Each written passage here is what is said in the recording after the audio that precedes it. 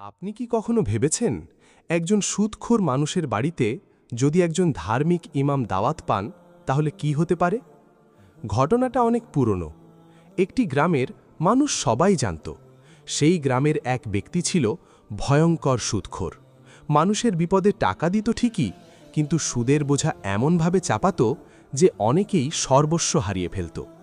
একদিন হঠাৎ করেই সেই সুদখোর ব্যক্তি গ্রামের সম্মানিত একজন ইমাম সাহেবকে দাওয়াত দিল। গ্রামের মানুষ অবাক, ইমাম সাহেব কি সত্যিই তার বাড়িতে যাবেন? অনেকেই বলল, ওই বাড়ির খাবার তো হারাম। কিন্তু ইমাম সাহেব শান্তভাবে বললেন, আমি যাব, কারণ হয়তো এই দাওয়াতের পিছনে কোনো হিকমত আছে। দাওয়াতের দিন এলো। ইমাম সাহেব সুদখোরের বাড়িতে পৌঁছালেন। তাকে খুব সম্মানের সাথে বসানো হলো। সামনে সাজানো হলো নানা রকম খাবার। কিন্তু খাবার শুরু করার আগে ইমাম সাহেব ধীরে ধীরে চারপাশে তাকালেন। তারপর তিনি বললেন, এই খাবারগুলো কোথা থেকে এসেছে? সুদখোর ব্যক্তি গর্ব করে বলল, হুজুর, সবই আমার উপার্জন। তখন ইমাম সাহেবের চোখে এক ধরনের কষ্ট ফুটে উঠল।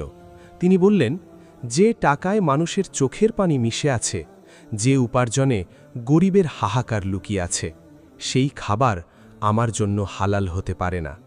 এই কথা শুনে পুরো ঘর নিস্তব্ধ হয়ে গেল। সুদখোর মানুষটা প্রথমবারের মতো নিজের কাজ নিয়ে ভাবতে শুরু করল।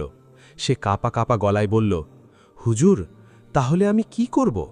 ইমাম সাহেব উত্তর দিলেন, মানুষের হক ফিরিয়ে দাও, সুদ ছেড়ে দাও, আর আল্লাহর কাছে তওবা করো, তাহলেই তোমার জীবন বদলে যাবে। এই কথাগুলো যেন তার হৃদয়ে সরাসরি আঘাত করল। কিছুক্ষণ নীরব থাকার পর সুদখোর ব্যক্তি কাঁদতে কাঁদতে বলল, আজ থেকে আমি এই পথ ছেড়ে দিলাম। সেই দিন থেকেই তার জীবন পাল্টে গেল। এই গল্পটি আমাদের কি শেখায়? প্রথমত, হারাম উপার্জনে কখনো শান্তি নেই। দ্বিতীয়ত, সত্য কথা বলার সাহস একজন মানুষকে বদলে দিতে পারে। এবং তৃতীয়ত, আল্লাহর পথে ফিরে আসতে কখনো দেরি হয় না। ভিডিওটি ভালো লাগলে লাইক দিন, শেয়ার করুন, আর এমন আরও ইসলামিক গল্প পেতে সাবস্ক্রাইব করতে ভুলবেন না।